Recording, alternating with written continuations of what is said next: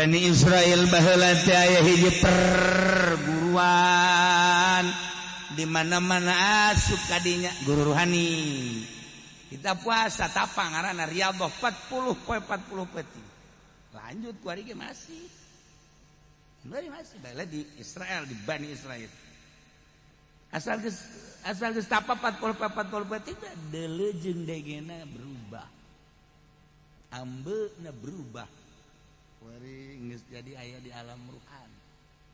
Hebat eta perguruan rohani mun ku ari thariqah nu asli. Nah, aya hiji jelema asup ka dinya. Eta teh bagi teh tukang zina. Lacut mabok. Aing gak suka perguruan ini lah. Riyadhah nya 40 penting biasa bae cara itu sesuai jeung aturan guruna. Baturna lah lulus nya naon teh? Batur lulus nya naon teh? Dedeulean batur geus beda, dedengean geus beda. Perasaan geus beda nya nama tetep bae ngabagen. Laporan ka guruna. Cenah Kangjeng Nabi man akhlasa lillah 40 subahan laharat yanabiul hikmah min qalbihi ala lisan. Kula geus kurang kumaha cek cenah ieu. Nges ninggalkeun lembur, ninggalkeun dahar, ninggalkeun nginum, ninggalkeun jima. Tapi kok batur lalu lulus kula henteu? Mana ucapan Kangjeng? Bau nungtutnya na. Cak guruna tenang. Dipandian ku guruna. Pandian doa. Bareng guru. Bareng sia.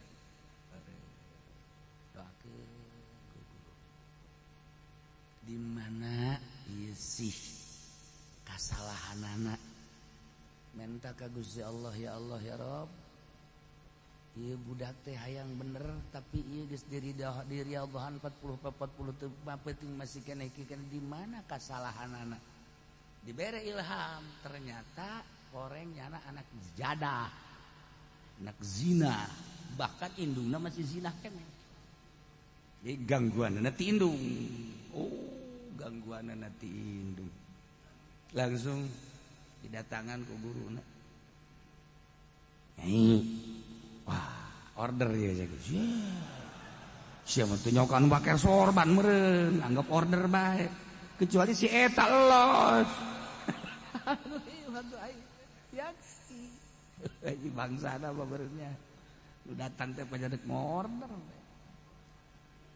Naon sih ieu kalengitan anak leungit kena anak kugu. Waduh tukang neangan order. Lain masalah gitu. Bi anak aya di pesantren pula. Di pesantren. Sanunita teh budak pondok. Aing mah teu sudi teu ridho. Oh paingan. Tuh kan? Jadi ieu budak teu nepi-nepi teu eueuh ridho ti indung. Iya cek manehanana ieu anu jadi cikal bakal ngalanjutkeun perjuangan naon lah pokoknya perjuangan maksudna perjuangan naon bisnis non migas. Oh ya anak kula horeng pesantren paingan ku kuliah teh angan nu bae kaye mah ridokeun bae nya binya ridokeun anak geus pesantren di imah di ditu bahkan geus 40 bener leungit geus 40 poe ieu ngajakan apa hayang sorangan manehanana hayang mengabdikeun diri ka Gusti Allah lantaran kaya miskin beungar nu kumaha ge bakal pae becek man lah mani ngabdikeun diri bae ayeuna Riyadhah masyaallah teh budak ku suci-suci teh pikiranana padahal dibere dahar tina hasil non migas. Tapi ya budak naon gitu jadi bagus. Saya tuh diridokeun atuh geus ieu sabodo jana ieu ibadah mah ka Gusti Allah. Balik deui geus diridokeun ngadoa deui. Memeh ngadoa ceuk anakna, "Mama, abdi kuari geus berubah." Pemikiran abdi dedeulan indung.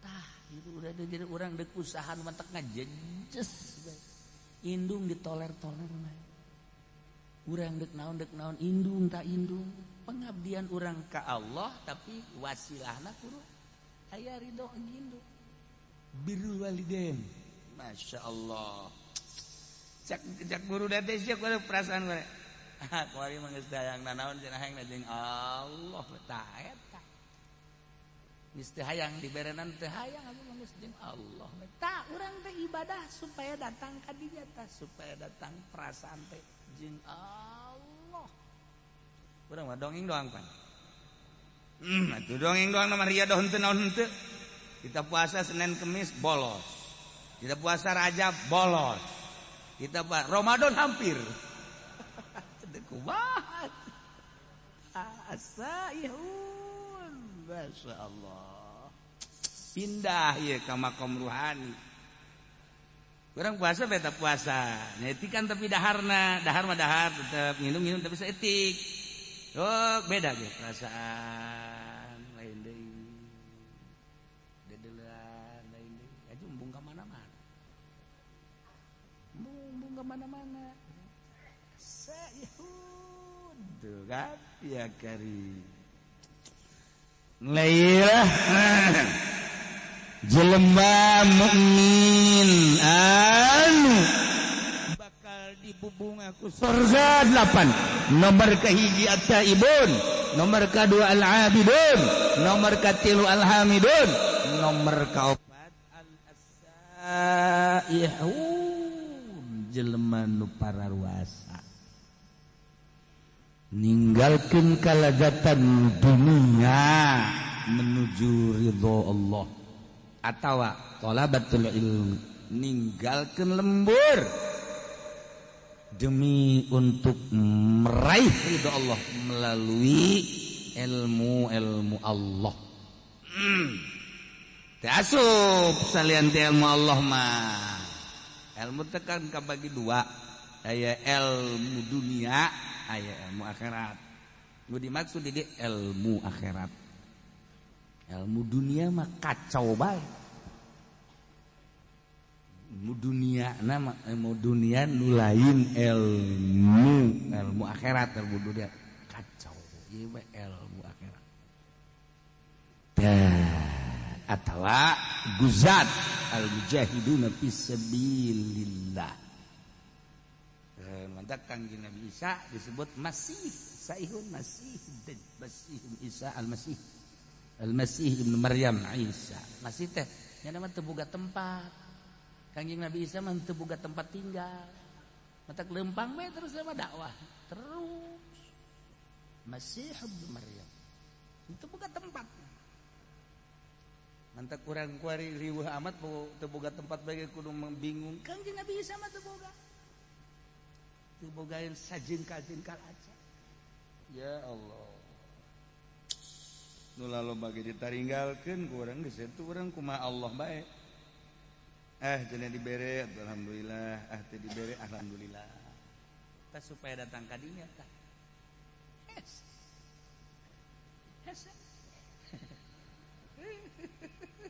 karena balalender tuh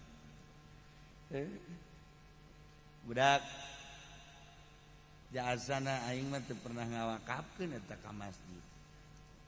Kok pajar wakaf bae. Ieu teh Bapak Kolot wakaf. Atuh kunaon teu bebeja ka aing teh Bapak Kolot.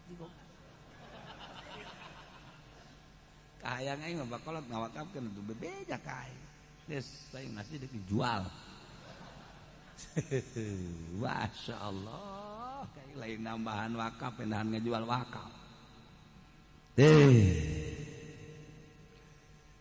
Lalakon telamun geus caritakeun alam ruhani kapan kudu aya anu ngatur tentang ruhani ngaranna eta teh ilmu batin nu ngurusan ilmu zahir mah gampang kadeuleu ku mata tapi ngurusan ruhani mah anu bahayana jelema anu encan usul ka Gusti Allah geus milu-milu ngurusan batur ngabeat kita zikir milu torikoh ka manehanana dengan catatan kena mayar maharna make emas goblok meureun ruhani sih make mahar iknat mah kos kitu mah eta loba murid engke teh abeh loba murid aya loba murid bapan alhamdulillah balum mere salah atawa aing mah yang loba murid teh lain masalah aya dibere abeh agung abah agung aing kulobaan mangke salah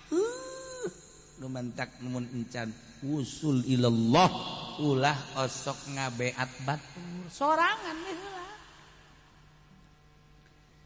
sorangan geus datang ka mana perasaanana aju aya tanda jelema nu geus usul teh aya tanda minimal 3 tanda minimal geus teu bisa dibohongan geus ketika aya jelema nu ngasup-ngasupkeun thariqah saha guruna anu kan aya tanda aduh karunya amat eta takabur teu budak ngasup-ngasupkeun thariqah ih cek janekeun ibadah ka urusanana aya syariat syariat thariqah mah lain kudu geus usul ya tuh usul nu nyaho tama iwal ti Allah pan aya tanda tangkal ge dipelakeun sirungan kadeuleu kurang sirungan aju kembangan kadeuleu aju buahan atuh sarua teh ge ku ahlina mah kanyahoan tah ieu kan ku ari loba thariqah kajajaden main beat bae make emas sekali beat 10 gram atau sapi hiji teu mah ilmu jurig teh bagus kitu mah atau nanti ceri bakalah asal bala bisa zikir bae ulah atas nama thariqah setungtung make atas nama thariqah make aturan ikan dek mindahkeun alam tina alam jasad ke alam ruhani kan di alam ruhani urang urusan roh tinggalin ke bakalna jasad zikirna ge kan urang teh kuari mah zikir ruhani geus lain zikir jasad geus lamun zikir ruhani engke urang bakal ngelengan sebab dibawa kana roh geus kudu anu ngabimbing ieu teh bas sudah asa ya jelema anu ngalang-lang buana berangkat ninggalkeun jasad hendak menuju ruh as-sai'un batak di manaan as-sai'un pasti atuh sorga ieu mah jelema sorga